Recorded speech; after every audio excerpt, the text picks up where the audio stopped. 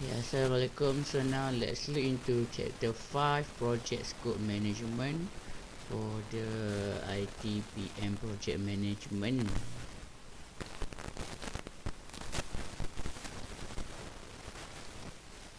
Okay, so in this chapter you will look into the key reason why good project scope management is very important.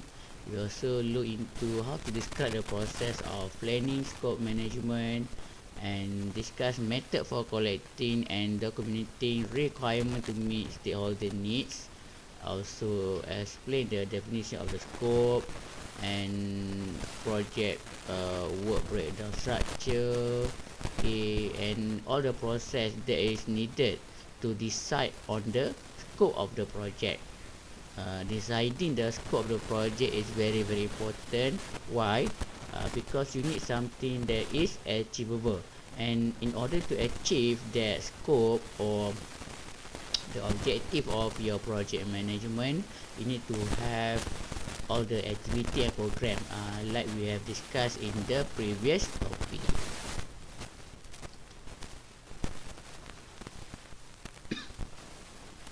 So in this chapter also we look into describe how software can assist in project scope management, especially the use of work breakdown structure, and sometimes you can also use the Gantt chart in order to decide the scope of the project.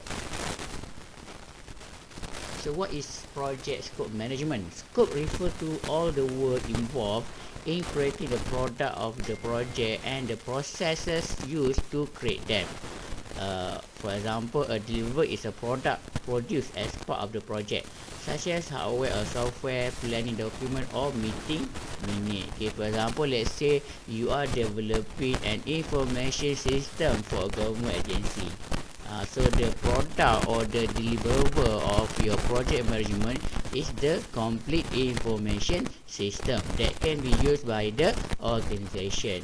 Okay, and in order for you to accomplish that or to complete the information system development, you need to know the scope or the thing that you need to meet in order to fulfill the request or requirement of the client.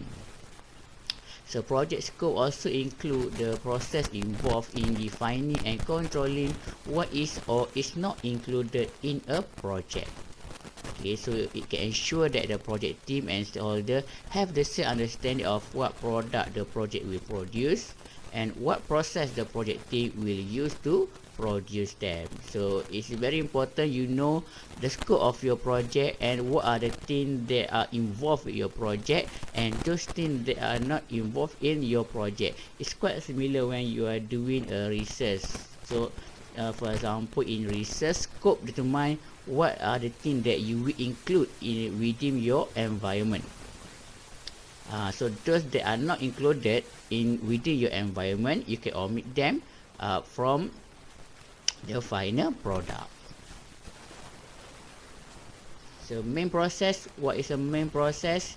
So planning scope management determine how the project scope and requirement will be managed. So collecting requirement, you need to define and document the features and function of the product produced during the project, as well as the process used for creating them. So this is usually done during the initial analysis of the project development. You want to know what you are trying to accomplish and how or the best way for you to accomplish those things. And then after you got all your analysis, all your requirement for the project, you can define the scope of the project by reviewing the project charter, look into the requirement document, and also organizational process asset to create a scope statement. And then you can create the WBS, which is work breakdown structure. You can divide the major project deliverable into a smaller, more manageable component, and then you need to validate the scope, mean that formalizing acceptance of the project deliverable. So all the stakeholder and all the person that involved in the project development need to agree on the deliverable of the project or the scope of the project. And lastly, the process will be controlling the scope. You need to control the scope. You need to handle the changes to the project scope throughout the life of the project. Okay, so the example of the item within the project scope management, start with the plan scope management, and then you collect the requirement, you define the scope. Okay, so that's more the input and tool that you can use, and technique you can use, and also the output of the process. Okay, and you create the WBS work breakdown structure, and you need to validate the scope, and last one, you need to control the scope of the project. So the project team must use expert judgment, data analysis, and meeting to develop two important output, which is scope management plan and requirement management plan. So scope management plan will contain detailed project scope statement, and also you will create the work breakdown structure, maintain and approve the WBS, and obtain formal acceptance of the completed project deliverable, and control requests for changes to the project scope. Okay, so the most important thing in this step is to obtain formal acceptance. This acceptance must be in writing so that you can revisit or you can recheck the acceptance in case if there is any dispute between the project team and also other stakeholder. And also you need to have a requirement management plan. You can refer to PM book, okay, project management book of knowledge, okay, guide, C edition. Describe a requirement as a condition and capability that is necessary to be present in a product, service, or result to satisfy a business need. So that is requirement. Okay, for example, the requirement for you to pass this subject is you need to get at least 50 and above. So that's the requirement that need to be fulfilled in order for you to pass this subject. So it's quite similar to the concept of the project management. So you need to have the requirement, what the system need to have in order for it to be acceptable or be used by the whole organization. Okay, and you also need to have the management plan document on how project requirement will be analyzed. Okay, how to plan, how to perform configuration, how to prioritize, how to use the product metric, and how to trace and capture attribute of the requirement. Okay, so to collecting requirement, so you can perform several ways to collect requirement. The most important thing is you can interview the stakeholder, the one that are facing the problem or the one that are currently using the current information system. So they are the one that can provide you the most information, the most accurate requirement of the project. Or you can also hold focus group discussion and facilitated workshop. You can also use group creativity, utilize questionnaire, observation, or you can compare specific project practices or product characteristics. For example, benchmarking. You look into the success of others and try to benchmark those and try to implement those into your project management. So that's how requirement of the project or scope of the project is being collected. Okay, so example, relative cost to correct a software defect. You can look into the design, architecture, implementation, integration, customer beta test, and post product release. The later you detect the error on the project, the more costly it will cost to your organization. Okay, you can also use requirement traceability metric (RTM).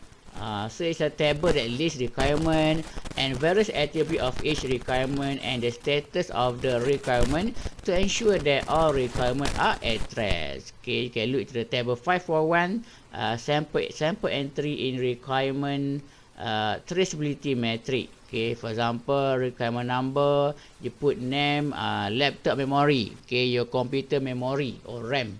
So category would be hardware and source, where you get it, and status complete. Laptop order meet memory requirement. Okay, and then to define scope, so most important element of the project scope statement would be product scope description, product user acceptance criteria, and detailed information on all project deliverable. So it also helpful to document other scope related information such as project boundaries. You need to have these boundaries, constraint, and assumption. Okay, because if you don't have this kind of limitation, so your project scope will become much more bigger, and it's very difficult for you to fulfill the scope of your project. And you also need a supporting document reference such as product specification, information system manual, okay, user manual, and so on. So as time progresses, the scope of the project should become more clear and specific. Okay. For example, you develop a project structure, project charter. So upgrade main effect server. So listed under project objective, and you put it project scope statement version 1. Okay, for example, server. If eligible are required to support this project, they must be compatible with existing server. If it's more economical to enhance existing server, a detailed description of enhancement must be submitted to the CIO for approval. So you need to have a couple of plan or a couple of scope of the project that can be used throughout the project management. So this document, this project charter, or this project scope management plan can be used throughout the project management to determine whether your project is currently within the established scope of the project. If not, you can refer back to the project scope management or project scope plan. And then you need to create a work breakdown structure. So it is a deliverable oriented grouping of the work involved in project that define the total scope of the project. So work breakdown structure is like the number of tasks that you need to complete in order to complete the project. So the purpose of work breakdown structure is to ensure that all the small element or all the small tasks contributed to the final outcome of the project development. Okay, sometimes you can do decomposition. It is a main tool or technique for creating a WBS. You can subdividing project deliverable into a smaller pieces, and these smaller pieces can be performed by different individual or different stakeholder. So the example of intranet WBS organized by product. So you have website design, homepage design, marketing pages, and sales pages. So the level 1 will be the intranet. Okay, the level 2 will be the main topic, and the level 3 would be what you want to do with the website. Okay, so this is another one. Okay, software product release 5.0. So you have project management, product requirement, detail design, construct and integration, and tested. So this one is organized by phase in chain and tabular form. So this work breakdown structure using the software. I think you are familiar with this one. This one would be Microsoft Project 2016. Okay, it's quite similar to the concept of the Gantt chart. You will have your deliverable. You will have what we call it milestone. So what is actually a milestone? Milestone is actually when you are achieving something. And the milestone will signal the end of the portion of the WBS. For example, if you have 12 tasks, so the milestone will determine whether you have complete either the single task or all the tasks that has been listed under the subcategory. Okay, so this one will be the WBS, and this one will be the schedule where you want to perform that task and when that task should be completed. Okay, for example, you can look into this structure, software product release 5.0. So what are the process or activity involved or the deliverable that involved in this stages. You can put it one by one and put the duration or expected completion of the task. So there are different approach to develop the work breakdown structures. You can use guideline, you can use analogy approach, top-down approach, or bottom-up approach, or mind mapping. Okay, you can select any either one of this method in order to develop the work breakdown structure. However, for our subject, we're usually using Microsoft project to complete or to develop the WBS for the project management. Okay, so the example of software that you can use, Meshware MindView 6.0. This one using mind mapping.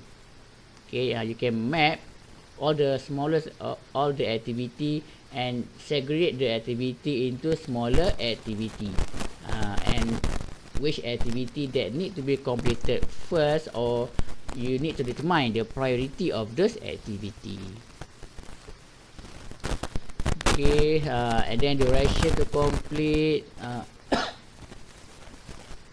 So they also using MindView 6.0.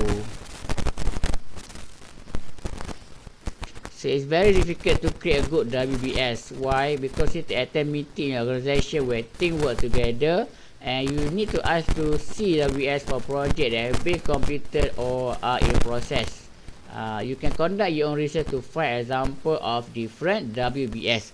So there's a lot of example of WBS in the internet. You can look into that one. You can also look into your SA2 subject, because in SA2 you also have the requirement to develop the WBS, or also we call it as your project Gantt chart. You need to have all the duration, how many days or how many weeks to complete all the sub deliverable or sub task for the project. So many WBS tasks are vague, okay, because you need to look into the overall picture of the project, and sometimes it's very difficult for you to imagine what the end of the project will be. So that's why you need to follow, or you need to look into any example of the previous project that has been completed and try to replicate those project. So that will be much more easier to done compare from you develop your WBS from scratch. So the example of WBS Dictionary entry. Okay, for example, on March 20. So what are the items? For example, database update. So what are the things that have been conducted on the database update? You put everything onto the statement. So this thing will be very, very beneficial. Okay, either for the current project or for the subsequent project. So that's advice for creating WBS and WBS Dictionary. Unit of words to appear at only one place in the WBS. What content of WBS item is the sum of the WBS item below it.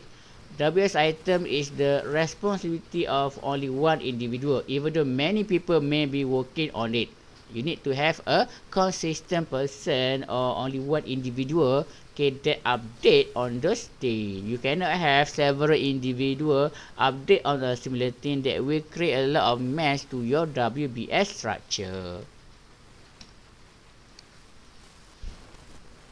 Okay, so to validate scope, so it's very difficult to create a good project scope. Okay, as I mentioned earlier, it's very, very difficult to have a perfect project management. So what you can do, what you need to do, you need to look into a successful story of others. Okay, look into the internet or look into the success of others and try to replicate them. So there's many examples of the work breakdown structure or project scope management available on the internet, especially from the PM book on the PM book. So you can refer to those sources of materials in order to get the right the right method or the right scope for your project. And also scope validation involve formal acceptance of the completed project delivery. As I mentioned, getting a formal approval is very very important. If you didn't get this formal approval, this formal approval must be in terms of signatory. Everyone involved, all the important stakeholders must sign on those documents, must agree to those scope management. If they don't agree on to this matter, so it will lead into dispute later on. And lastly, you need to control the scope. For example, you need to keep project goal and business strategy in mind. So variance is the difference between plan and actual performance. Okay, you need to cater also for the variance, because whenever you are doing something at certain point in time, so there will be someone that wants to change the direction of the project, the objective of the project. So you need to have a good documentation or a good flow on how this to be handled. If you don't handle this kind of thing, it can lead to disaster, especially in terms of how many how you need to how you need to complete your project management. It could drag the project overdue compared to the agreed deliverable time. So that is not acceptable, because whenever you have an overdue project, project that end after its supposed completed date, that will incur additional cost to the organization. And as a good project manager, we want to involve that kind of problem. So suggestion for improving user input, you need to develop a good project selection process. Place user on the project team. Okay, if you have a user on your project team, that can reduce the number of rejection or reluctant to change. And you also need to conduct regular meeting. Meeting is very very important. By having this meeting, you can know that everyone is on the same track. And you also need to locate user with the developer, mean that they need to work together in order to get the best outcome of the project management. And to reduce incomplete and change requirement, you need to develop and follow a requirement management process. This document is developed at the beginning of the process, and it will become the rules and guidelines for the project management. And you can also apply techniques such as prototyping, use case modeling, or joint application development to get more user involvement and so on. Okay, you can also use software such as word processing to create several scope related documents. You can use spreadsheet, you can use mind mapping software, communication software. Okay, nowadays we have you have WhatsApp, you have Telegram, okay, you have email or any kind of thing that you can use to communicate with the project management. So everyone need to have a good knowledge or a good detail about the progress of the project. So in order to get everyone on the same page of the project, so this will reduce the number of reluctant to change or the need to change of your project direction. Alright, so as a summary, so project scope management include the process required to ensure that project address all the work required. Okay, basically project scope management is how you set the limitation of your project and what are the tasks that need to be completed in order to ensure that your project is deemed complete. So that is a project scope management. So involve you need to define scope, you need to collect requirement, define scope, create WBS, validate a scope, and also finally control the scope. Alright, so I think that's all for the topic. So let's meet again next week. Thank you. Bye bye.